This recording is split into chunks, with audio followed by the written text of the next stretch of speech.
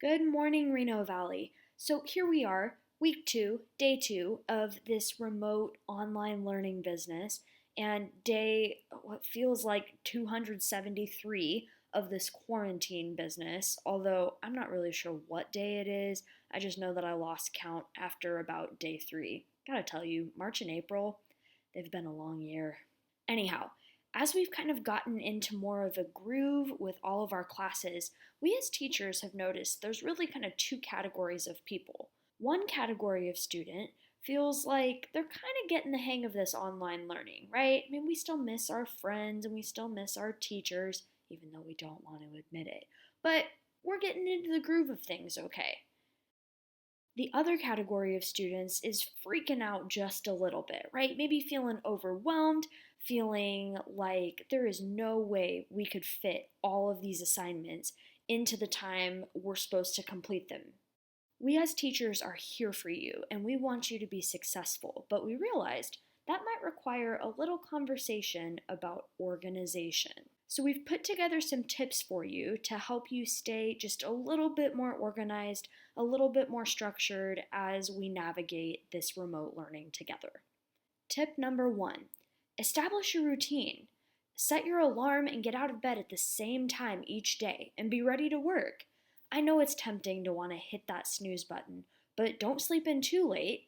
Remember, teachers are available each school day from 9 a.m. to noon.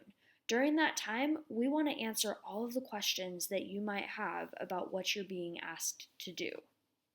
Tip number two, find a quiet space to work and claim that space as your school space. So each school day, this is designated as your place to work. Tip number three, gather your supplies. Just like you would in class, keep a notebook or a folder for each class so that you can take down any important notes or jot down ideas you might have.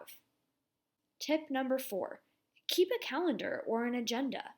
Write down assignment due dates and scheduled Zoom sessions. Check every day to remind you what you have to do each day, and check them off your list when they are complete. It's helpful to set alarms or reminders on your phone, but make sure you don't forget band, tech lab, PE, entrepreneurship, and art.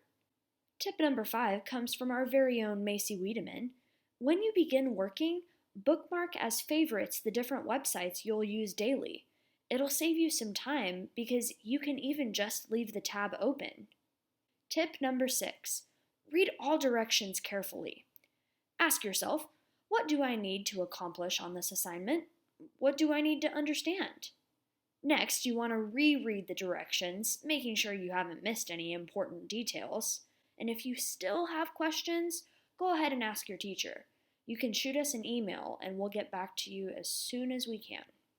Before we sign off, there's a special message from Mrs. Brown for 7th grade reading students, so pay attention 7th graders.